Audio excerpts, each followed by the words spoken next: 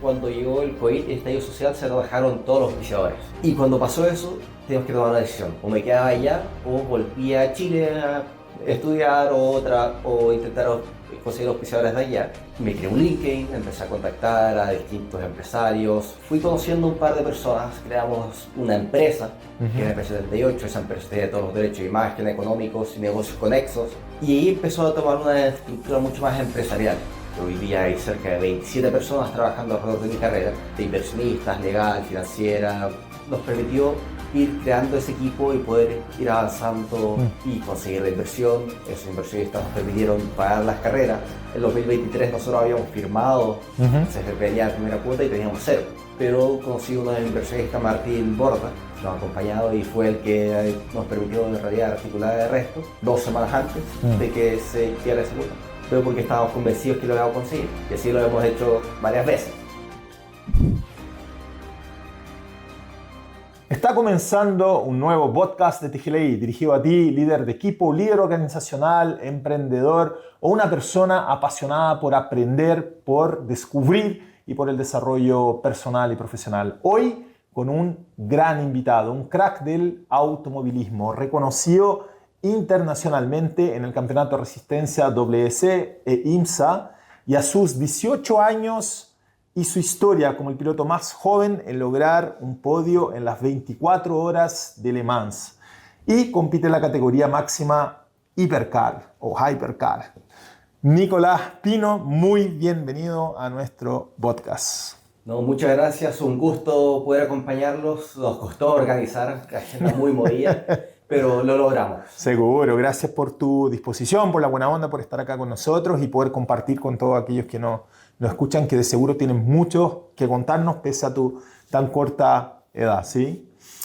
Entiendo que a propósito de la edad, tú te fuiste a competir afuera desde muy chico. ¿Qué fue clave para eso y qué de tu personalidad tuvo que desarrollarse rápidamente, madurar para poder seguir avanzando, ¿no? Y yo siempre tuve la suerte que a todos los hermanos, a mi familia, siempre nos impulsaron a seguir lo que nos gustaba. Ya. Fuera de deportes, si tenía hasta lo que sea. Ajá. Encontrar ese sueño, nunca nos cortaron las alas. Pero desde bien chico me había metido al mundo del deporte como proceso de formación de un niño, por la disciplina, perseverancia, cosas tan simples como hacer tu propio bolso e ir a las carreras. Claro. Probé el fútbol, atletismo, natación, no le pegaba a las pelotas, tenis también. Pero el primer deporte que de verdad enganché fue el automovilismo. Ya. En las fiestas patrias, estábamos aburridos con mi papá, yendo a comprar comida para el asado, y lo único que estaba abierto era un karting de arrendo. Voy, me di unas vueltas, me gustó, y ahí partimos con toda la carrera, acá en Chile, íbamos a entrenar, todo, y fuimos avanzando muy rápido. Y desde chico yo ya sabía que, de ese mismo año, que yo me quería dedicar a esto. ¿Qué edad tenía de ahí, perdón? 8. Ya. 8 Wow. cumpliendo 9. Ok. Pero ahí fue cuando yo me di cuenta que me quería dedicar a esto, pero mi familia hizo ese clic cuando tenía 13 años preparando el Mundial de Karting. Que tuve un choque fuerte, fracturé clavícula, costillas, las manos, todo. Fuimos al doctor, te hacen el típico triage, levantar las manos, todo, no podía levantar no podía aplaudir en el aire. Clavícula rota. Y cuando traen los exámenes dije, no es mío, me puse a aplaudir al aire, con clavícula fracturada. Entonces ahí se dieron cuenta, ya tiene algunos pernos sueltos, así que le gusta. Fui igual al mundial 2 semanas después, fracturado aún. No fue pésimo obviamente porque no has preparado y el nivel es súper alto ya.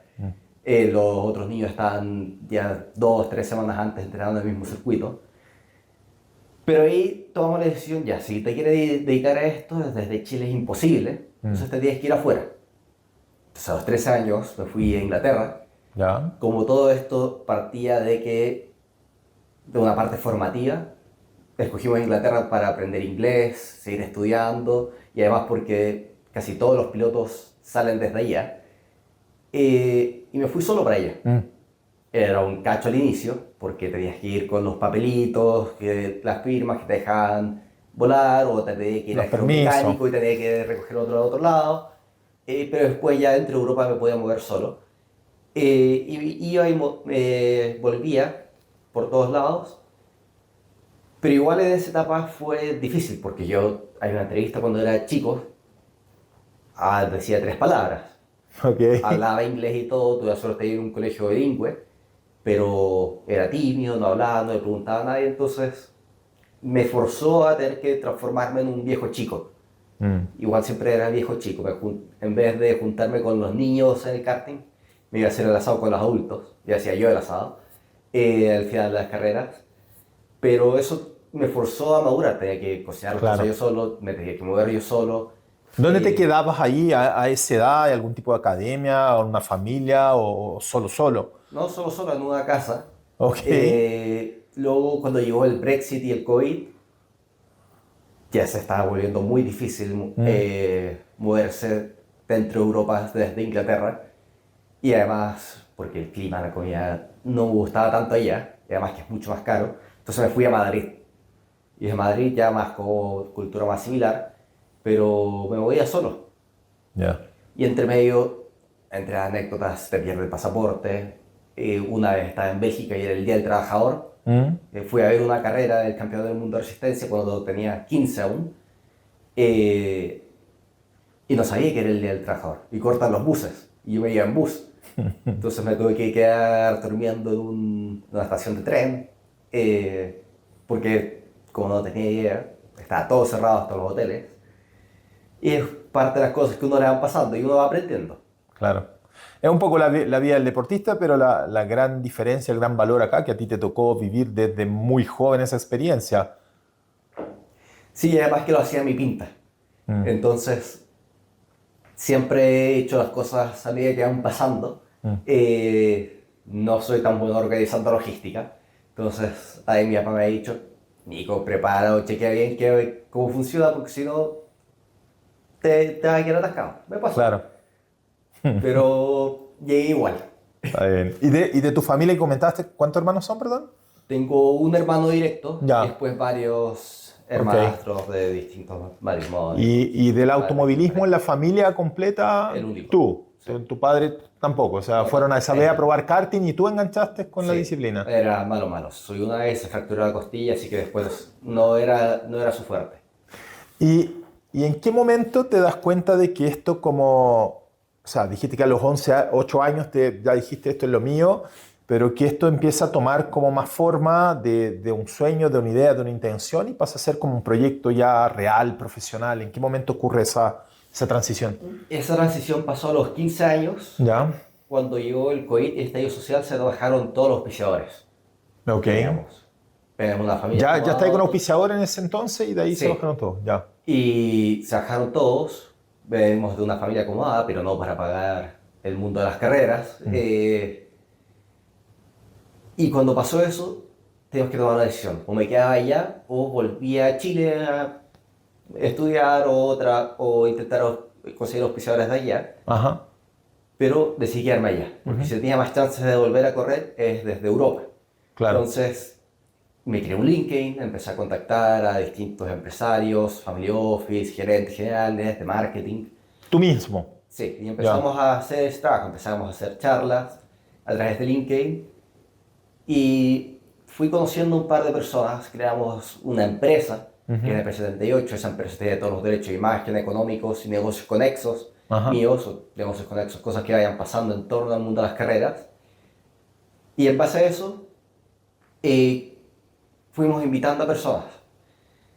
Y ahí empezó a tomar una estructura mucho más empresarial, muy similar a como sería una empresa de tecnología, porque al final uno invierte en un activo que es este deportista, que si llega, la raja, todos ganan, si no, murió. Por supuesto, una inversión y un riesgo como toda inversión. Sí, pero muy similar al mundo de startup, inversión de riesgo, el mundo de tecnología.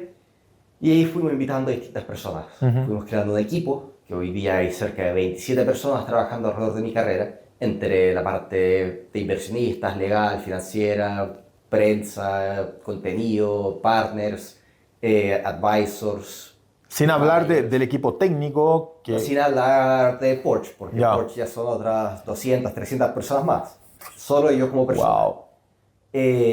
Para poder ir trabajando eso. Eso es este año. Hemos ido sumando varias personas últimamente. Ajá. porque para ella dar ese próximo paso uno necesita estar bien arropado, tener las espaldas correctas. Pero eso nos permitió ir creando ese equipo y poder ir avanzando y conseguir la inversión. Esos inversionistas nos permitieron pagar las carreras. En 2023 nosotros habíamos firmado con un equipo, se venía la primera cuota y teníamos 0.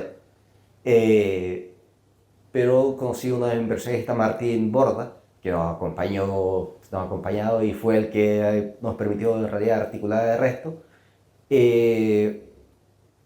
2 semanas antes de que se quiera esa cuota, pero porque estábamos convencidos que lo íbamos a conseguir, y así lo hemos hecho varias veces.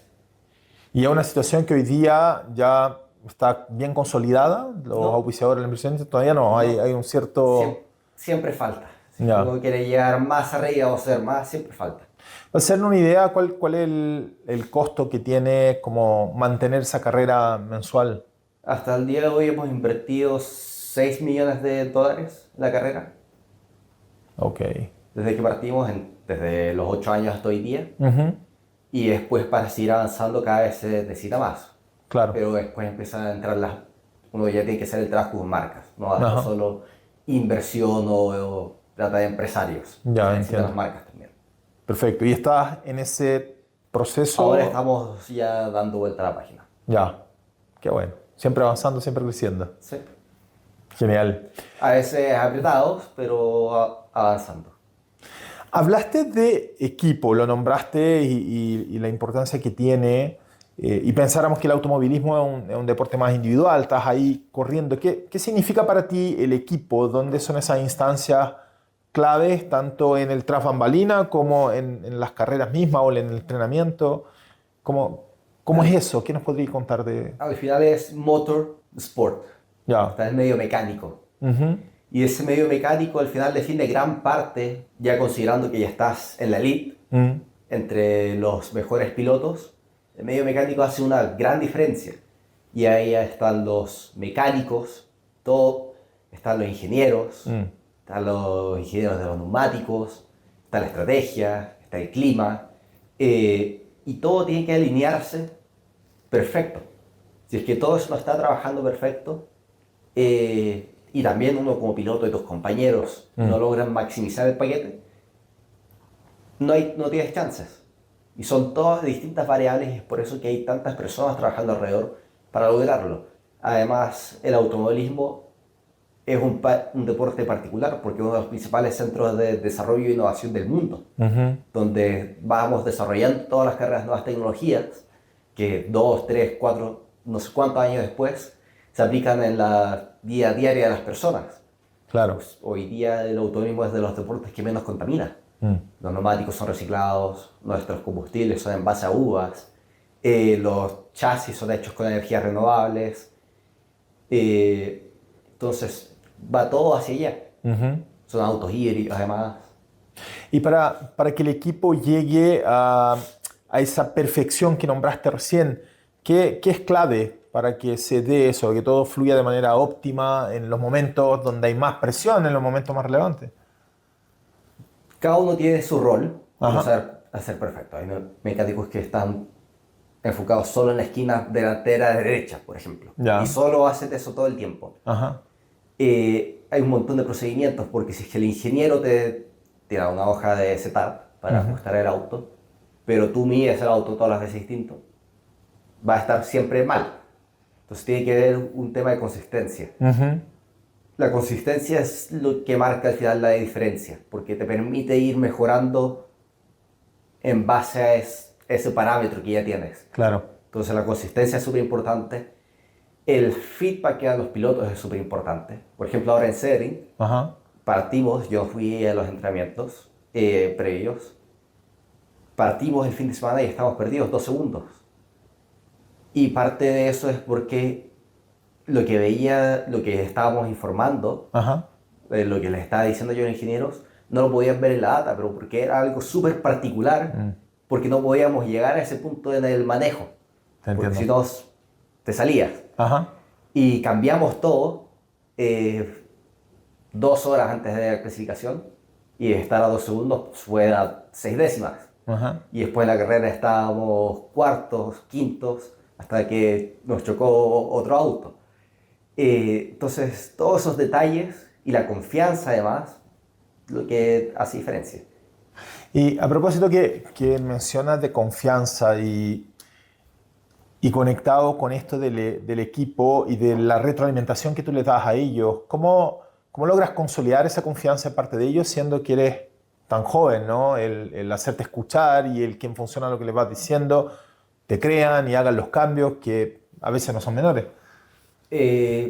Yo creo que es en base a resultados de esos cambios, porque si es que tú llegas, si es que el ingeniero hace un cambio y te pregunta qué pasa, y no estás seguro, ahí le digo, no sentí nada, no cambió nada. Ok. Quizás era algo mínimo o que no afectó lo que queríamos que afectara. Es mejor decirle, no se siente, a intentar chamullar o traer una teoría rara. Ajá. Y después cuando tú le das feedback con el ingeniero, hace el cambio y resulta, confían en ti Ok. rápidamente. Y si es que eso ya se replica 2, 3, 4, 5 veces, Te van escuchando más. ya se crea una confianza que lo hace intentar igual. Ajá. Aunque no haya resultado, aunque sea contradictorio, porque al final es ingeniería y data y física, al final el automovilismo es pura física. A veces la teoría no aplica siempre a la vida real, Claro. porque hay más medios entre ahí. Y hay millones de sistemas, transferencia de peso, energía, neumáticos, viento. Entonces, son esos detalles los que van marcando esa diferencia. Sí, vas construyendo la credibilidad entonces en función a ese feedback y lo asertivo que es. Y los resultados. Claro, perfecto. Y a propósito de resultados, tú me comentabas que una carrera como Daytona son 700 vueltas. ¿Cuántas? 756 creo que este año, Ya. más. ¿Cómo te preparas para algo así? ¿En qué consiste la preparación? Porque vemos la carrera desde afuera y no sé, recién te contaba que la Andrea era tenista y está Fernando González acá también, o Martín Sigren, y es muy fácil imaginarse el entrenamiento y la práctica de ellos, ¿no? En la semana. ¿El tuyo en qué consiste? ¿Cómo uno se prepara para correr en resistencia esa cantidad de vueltas? Hay distintas facetas que uno tiene que ir trabajando. Ya, Por un lado está la parte mental, sí. de poder mantenerse concentrado todo ese tiempo. Ujú. Pero esa parte mental también va a la parte física. Ajá. Por ejemplo, trabajamos mucho mantener el ácido láctico muy bajo Ok. en el cuerpo. Ajá. Porque apenas llegas a 4 mol o lo que sea, ya empieza el cerebro a desconcentrarse. Ujú. Entonces es poder mantenerse toda la carrera en ese punto. Después estar siempre hidratado, que te miden con las máquinas para hidratación, aunque tengas seca la boca, da lo mismo, es Ajá. estar hidratado toda la carrera. Aprender a dormir, Mm. poder bajarse del auto después de estar corriendo 2, 3 horas, peleando con otro auto a punto de chocar, y poder bajarse y ir a dormir al tiro. Porque si no duermes durante esas 24 horas, la última hora vas a estar muerto. Y después está la parte de resistencia, la fuerza, el cuello. Daytona en particular es parte óvalo, entonces el cuello tiene que estar bien preparado. Y repetir constantemente. Hice harto simulador antes de subirme. Pero eso es principalmente para no ir tanto en detalle. Claro. Luego, como algo diario, no solo para Daytona, es harto trabajo en sauna, hace mucho calor adentro del auto. La alimentación también. ¿Y el sauna? No comer algo tan pesado. ¿El sauna normal o con algún componente adicional? Porque me tocó una vez, me acuerdo de los Juegos Olímpicos de Atenas, con un boxeador que estaba dentro del sauna. Yo estaba haciendo sauna para relajarme, pero él estaba como con buzo ahí haciendo ejercicio porque necesitaba ciertas condiciones particulares y por el tema del peso. En tu caso, ¿solo sauna o haces algo ahí dentro del sauna de manera No, adicional? sauna con bicicleta, con luces de reacción, para recuperar también. Ya, Después, cada deportista tiene distintas maneras de recuperar o entrenar. ajá, Distintas maneras de activarse también. claro. Hay ciertos entrenadores que entrenan o calientan a sus deportistas todos de la misma manera. Y eso es, el automovilismo está casi, es como un hecho que no es así. Claro. Porque hay pilotos que si llegan muy acelerados con las pulsaciones muy altas, van a chocar. Claro.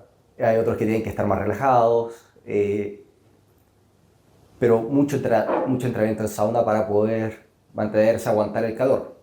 En Daytona no es necesario porque en enero hace frío, pero después cuando vas a Texas, a Japón, cuando hace más calor, es más húmedo, hay 60, 70 grados adentro del auto y vas con las pulsaciones a 150 toda la carrera, te cuesta. Hoy día ya las tengo en promedio 130 adentro del auto. Ya no me canso manejando, pero también porque va bajando la adrenalina. Ya te vas acostumbrando a ese nivel. Ahí la combinación justamente que decías tú, de lo mental y lo físico para lograr la condición óptima. Y todos los detalles terminan marcando la gran diferencia. Sí. Genial. ¿Cuántas carreras son en el año o las que participas tú? Va variando. Ya. Por ejemplo, este año van en 11 carreras. Puede que sea 12 o más, si es que después terminamos o no haciendo el campeonato del mundo por todo el tema de la guerra y eso, que se fueron aplazando las carreras. Sí, entiendo que han cambiado algunas fechas. Sí, se movieron algunas fechas. Entonces aún puede ser que sí, puede que no. Entonces se va variando muchísimo. Pero por ahora son 11 carreras, más o menos una por mes. Ya, perfecto. Y más allá de las carreras y los grandes logros que has tenido, ¿cuáles han sido los principales aprendizajes que has tenido también de errores, de situaciones que generaron equivocaciones, frustración, costo, y que te generó sí un aprendizaje? Hay una frase que dice, cuando no se gana, se aprende. ¿Cuáles han sido esas situaciones que para ti han sido valiosas? No creo que hayas aprendido tanto de choques, para hacerlo así en específico. Porque cuando uno al inicio siempre me enseñaron, si es que te sales, está mal, pero si no te saliste también está mal. Porque tú estabas buscando el límite. Al final uno siempre está buscando el límite en el automovilismo. Obviamente quieres también tener el mayor tiempo en pista porque eso te permite desarrollar. Entonces es un balance. Aprender a encontrar ese límite. Que uno lo va aprendiendo en base a experiencia. Claro. Lo que sí, puntos que he ido aprendiendo mucho, es con distintos pilotos que me han tocado. Parte de ellos también es Nil Yanni, que fue campeón en el Campeonato del Mundo de Resistencia con Porsche. Fue mi compañero en el 2023. Me ha estado acompañando también. Hemos corrido varias temporadas juntos. De él he ido aprendiendo mucho. Cómo transmitir al equipo, cómo influenciar al equipo también. La parte política, que es súper importante. Que eso te va ayudando. Yo creo que he aprendido más de las veces que no me han escuchado que de accidentes. Ya, te entiendo. Y situaciones como complejas que te acuerdo, difícil que hayas pasado y que emocionalmente también haya como costado superar algún momento en particular de tu carrera. Bueno, cuando tuve que parar de correr 7 meses cuando llegó el estallido social y el COVID. Ahí, cuando creamos la empresa, una de las empresarios grandes en Chile nos habían dicho, vamos, que me iban a apoyar. Y después bajaron porque por contingencia se estaban metiendo en otros proyectos y todo, que es súper entendible al final. Y ahí fue súper duro porque estabas viendo a los otros pilotos que seguían corriendo, seguían avanzando, y yo estaba parado en la casa, trabajando. Y ahí le pusimos mucho foco a la parte física. Mientras los otros pilotos seguían corriendo, entrenando, y yo me puse a entrenar muy fuerte la parte física para que cuando me pudiera subir, lo estuviera aprovechando más. Cada vuelta era más valiosa, en realidad. Y eso yo creo que fue súper importante. Y además porque si se hubieran metido en ese momento, esa familia, yo creo que estaría más atrás de lo que estoy hoy día. En progreso y cómo hemos avanzado la carrera. Porque no entendíamos lo suficientemente bien en ese momento el deporte. O no teníamos el equipo correcto en ese momento. Entiendo. O sea, mirando hacia atrás, fue una experiencia que terminó siendo positiva, ¿podría ser? Sí. Ok. Y al final uno en ese momento dice, fue malo, porque sé que no estás corriendo. Claro. Pero como decía Steve Jobs, connect the dots. Solo se puede para atrás, no para adelante. Tal cual. Buenísima charla esa. Y además, entre medio me puse a tradear en cripto, fui aprendiendo cosas de tecnología, hice un 50 por en 2 meses. Y eso, con eso también pagué el retorno a las carreras y después llegaron los inversionistas. Entonces, te ayudó a desarrollar otras habilidades, otros conocimientos. Y la parte cognitiva, al final, el automatismo es súper importante. Bien. ¿Qué te ha enseñado o qué más has valorado de todo lo que has vivido hasta ahora? ¿Qué ha sido como relevante para ti? El equipo que hay detrás. Sí, de hecho, siempre hablo en plural porque hay un grupo de personas jugadas que nos han permitido llegar hasta acá. Tanto la familia, los inversionistas, los amigos, gente que nos ha ayudado a modelar el proyecto, que ha confiado en nosotros. Yo creo que ese grupo nos ha permitido crear una plataforma que nos permite poder seguir avanzando. Ok. El equipo termina siendo lo más valioso, entonces. Sí. Y también comentaste a un referente, este compañero que mencionaste recién. Neil. O sea, de él yo creo que es el que ha sido que ha aprendido la mayor cantidad de cosas. No en manejo, pero fuera de eso. Te entiendo. Al final, la diferencia entre pilotos hay, obviamente, pero todos son rápidos. Pero un piloto rápido y un auto lento no funciona. Tienes que generársela. Tienes que aprender a hacer un auto rápido. La combinación perfecta ahí. Y más allá de Neil, referentes que tienes o que has tenido de niño, ¿los puedes conocer personalmente o no? En el automovilismo hay distintas facetas. El automovilismo es Senna por cómo era como personalidad, Schumacher cómo trabajaba con el equipo, bueno, Senna también cómo era fuera de pista, cómo ayudaba al resto del país, que es ídolo. De hecho, la carretera que está entre Sao Paulo y Río se llama Ayrton Senna. Sí. Es ídolo en máximo. Y Bruce McLaren porque transformó un imperio en base a su pasión también. Y luego fuera está Nadal, porque iba corriendo todas las pelotas. No se rendía ninguna. Federer, porque él era un reloj suizo. Hace todo perfecto. Pero eso es en el mundo del deporte. Perfecto. Y entiendo que esas son como las características que te llaman la atención de ellos. ¿Y cuáles son tus características como piloto? ¿Cómo te describirías? ¿Cuáles son tus fortalezas? Muy analítico. Porque siempre después que me bajo del auto, en vez de intentar encontrar una excusa por qué no lo logré, es cómo podemos mejorar ese problema que teníamos para poder dar ese siguiente paso. O cómo poder maximizar ciertas áreas que no están funcionando. Más la parte analítica. Y ya en la carrera misma, algo más que consideres que... Ahora más agresivo. Este año ya me puse más agresivo, ya si es que hay un accidente o un toque, ya me da un poco más lo mismo. Entonces este año he estado siempre que me subo al auto yendo hacia adelante. En vez de estar intentando cuidar o hacer la estrategia de quedarse atrás y de a poco ir recogiendo gorros. No, ahora ya para adelante, lo paso mejor.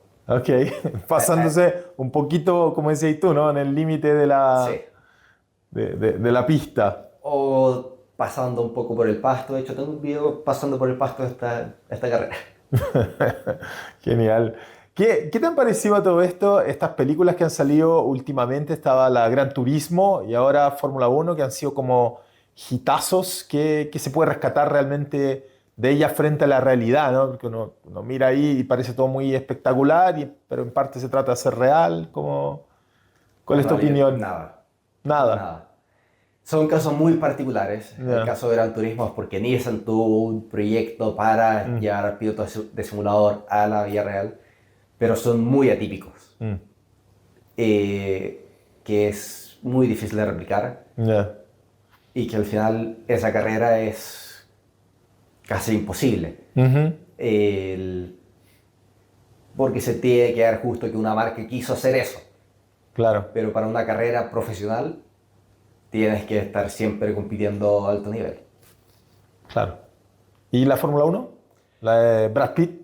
La de Brad Pitt está exagerada con los choques, todo, pero es un poco, él sale desde Daytona, nosotros estuvimos en las 24 horas de Daytona cuando estaban grabando. Y corren un Porsche, si no me equivoco, Sí. también, ¿no? Sí. Pero en los GT3. Ya. Estábamos ese fin de semana cuando estaban grabando, pasaban los helicópteros y todo, grababan fuera de la carrera, después de la carrera estaba el auto corriendo, pero no estaban grabando con los helicópteros. Él sale de Daytona y después va a Fórmula 1, que es un poco el plan que estábamos siguiendo ahora, pasar del mundo de resistencia, Fórmula E, agarrar toda la experiencia de distintos campeonatos y ahora aspirando para ir a Fórmula 1, a dar ese paso, porque al final el nivel en ambas categorías es igual de alto. Claro. Hay 20 expilotos de Fórmula 1, hay pilotos que llevan años en distintas categorías con mucha experiencia, que no tuvieron la chance simplemente de poder llegar a la Fórmula 1 porque hay otras variables, no solo el talento. Y es un poco lo que estamos haciendo ahora. Bien, ¿y eso se proyecta en un lapso de cuánto tiempo, Nico? 2, 3 años. Ya. ¿Y ese es como tu próxima gran meta? El próximo paso. Ya. La Ok. meta es ser el mejor después en ese. Bien. ¿Y a nivel de sueño, algo que sea como la inspiración de que te sigue moviendo? No, me gusta correr. Ok. O sea, obviamente uno de los objetivos es ser campeón, ser el mejor.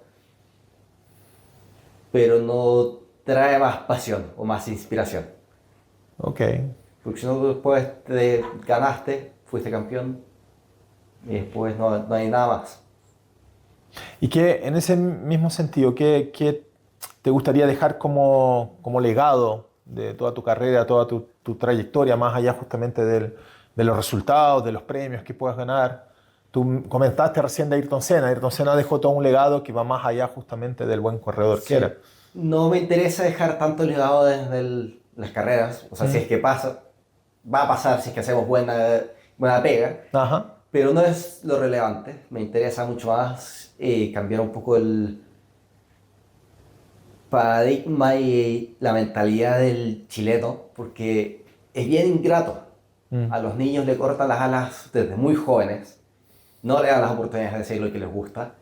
Desde bien chico, cuando uno quiere ser niño, quiere ser piloto, astronauta, policía, bombero, ahí después llega a los 10 años antes de estudiar, después sale a la universidad y ingeniero comercial. Y hasta ahí llegaste. Y se fueron y después están infelices además en lo que están haciendo. Es un poco intentar apoyar que esos niños puedan seguir ese sueño, el sueño que tienen, que puedan imaginarse, que no necesariamente tener que salir del país o escaparte del país para poder hacer lo que te gusta. Claro. Que tengan más esa oportunidad de seguir ese sueño, básicamente. Ok, entonces el mensaje sería justamente a romper ese paradigma clásico, como comentaste recién, colegio, universidad, sino muy que... conservador. Ya. Al final hay varias personas exitosas que se salen del colegio o de la universidad. No es lo relevante, en especial hoy día que las universidades generalmente van atrasadas en tecnología o en las nuevas tendencias. No es diferenciar, uno conoce personas, creas contactos, puedes crear equipos después que te vayan apoyando, pero no es algo que te vaya a cambiar quizás la vida. Hay distintas maneras de hacerlo, pero uno siempre necesita el apoyo también de la familia detrás o de los padres para poder hacer ese cambio. Entiendo. Y desde tu mirada, para lograr ser exitoso, no en el camino tradicional, ¿qué características son importantes en una persona, en esos niños que se transforman en jóvenes y adultos? que sí tienen que tener o adquirir para que les resulte? Foco. Y foco y perseverancia en realidad. Es especial ahora que la mayoría de los niños quieren ser reggaetoneros, TikTok, YouTubers. Es difícil. Cada vez se ven más desconcentrados. Se ve, de hecho, las tendencias en deportes, Helmut, que te contaba antes, cómo va disminuyendo la concentración en distintos ejercicios, en deportistas además, en comparación a los que hoy día tenían 40 y no tenían teléfonos, a los de hoy día que usan el teléfono todo el día. Entonces, yo creo que el foco es súper importante. Hoy día tiene la suerte que con tecnología se puede hacer muchas cosas. Pero volviendo al tema de la universidad también, para aprender, no se necesita ir al colegio o a la universidad si está todo en Google además. Sí, El foco y la perseverancia es la clave. Y desarrollar habilidades. Al final, para crear un equipo, uno también necesita habilidades para crear ese equipo. Por supuesto. Que confían en ti. Y ser buena persona. Sí. Si uno es buena persona, siempre llega a más oportunidades. Ahí están los ingredientes clave. Buenísimo. Algo de lo que, bueno, podríamos entrar por distintas aristas y profundizar un montón. Sin embargo, algo de lo que no hayamos hablado que para ti sea relevante, algún mensaje o algo que para ti actualmente te tiene justamente enfocado. Bueno, mi hermano el Titín, que es fanático número 1, siempre es relevante. Es parte del día a día. Que lo tengo que mutear cuando estoy corriendo afuera porque si no te lleva a las 3 de la mañana porque no sabe que los cambios de hora. Que lo acompaña a todos lados. Le hemos puesto mucho foco también a él. Y además porque nos lleva a su propio ritmo. Él también nos ha ayudado a disfrutar quizás el día a día un poco más porque, por ejemplo, en Japón, cuando fuimos para allá lo llevamos a él porque canta Mario Bros y todo, fue a la carrera. ¿Qué edad tiene, perdón? Tiene un año menos que yo. Ya, 20 ahora. Ya. Va a cumplir 20. Y parte de lo que estamos haciendo es ir a su ritmo, porque se cansa, no quiere caminar más, le da calor, pero uno va disfrutando un poco más las cosas. Porque generalmente cuando uno viaja, va a la maleta, hace todo un recorrido, todo un día, queda raja en las vacaciones. Y no lo disfrutaste. Fue como para ir marcando las cajitas. Y además porque después le hemos puesto mucho foco a ellos y entendemos también las familias que tienen niños con necesidades especiales, lo difícil que es. Nosotros tenemos la suerte que somos acomodados, nos puede acompañar, le encantan las carreras, pero hay varias familias que no es así. Claro. Entonces, y generalmente y además yo y el Titín nos llevamos muy bien, pero generalmente las familias que tienen hermanos le ponen mucho foco al niño con necesidades especiales. El otro se queda detrás o no le pone atención o después no salen a distintos eventos o distintas comidas porque tiene miedo que el niño vaya a hacer algo, pero al final es algo normal. Nosotros está bien normalizado eso. Nos acompaña a todos lados. Y si es que Genial. si se pone a ver, bueno, después lo retamos. No, pero te permite también va aprendiendo también. Dijiste esa palabra disfrute, te permite a ti también conectarte con el disfrute, que es tan difícil. Sí, es que además después las familias, si es que no puedes seguir con tu hijo, lo estás pasando mal.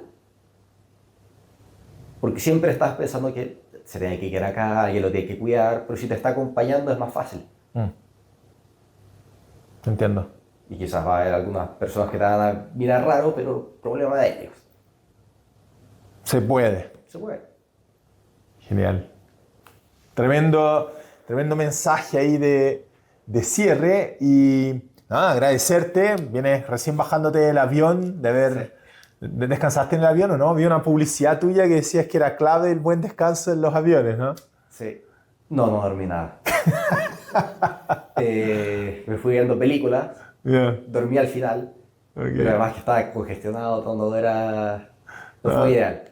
Pero sí, recién aterrizando, descansé cuando llegué. Ok. No, más meritorio todavía tenerte con nosotros acá. Muchas gracias por todo lo que nos compartiste.